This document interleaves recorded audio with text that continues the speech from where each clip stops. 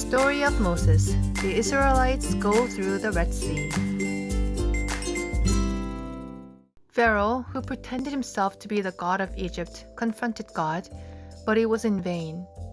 He did nothing before God, but the scar from disasters remained. At last, he let the Israelites go out. Moreover, he had to give them many gifts. Egyptian people might say, "We have thought our God, our Pharaoh, the highest one," but it turned out to be untrue. Only God of Israel truly is God. Egyptian king thought, "When we fight a battle against God of Israel, we may win." He heard a news that Israel chose the route toward the Red Sea, which was closed by the sea. "It's very good. We got a chance to fight against God of Israel." Egyptian king began chasing the Israelites with horrible horse-drawn chariots and their riders.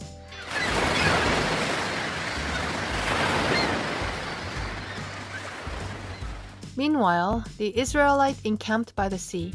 They heard the news that many Egyptian chariots were rushing to them.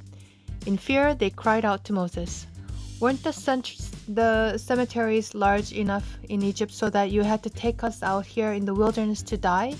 What have you done to us taken out of Egypt? We would be better off as slaves in Egypt."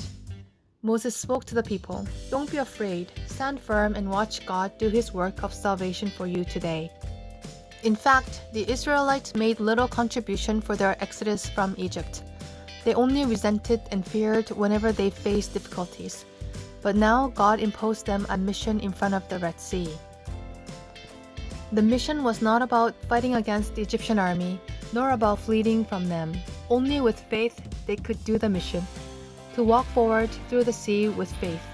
God ordered Moses, "Hold your staff high and stretch your hand out over the sea, split the sea." It was the first experience for Israelite people and Moses to walk through the sea and to stretch a staff to split the water. They had not imagined such a thing before, but they decided to obey what God had ordered.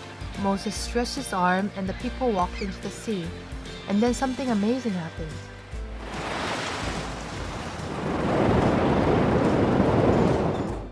The seawater split and the sea became dry ground. Their feet did not get wet. They crossed the Red Sea on foot.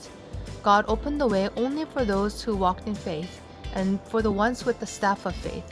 Chariots of Egypt that followed them could not run through the sea. The Egyptian chariots and the drivers came after in full pursuit, but at last they all became submerged underwater. When they crossed the Red Sea, they composed a song and sang it to the Lord. "I'm singing my heart out to God. What a victory! He pitched horse and rider into the sea."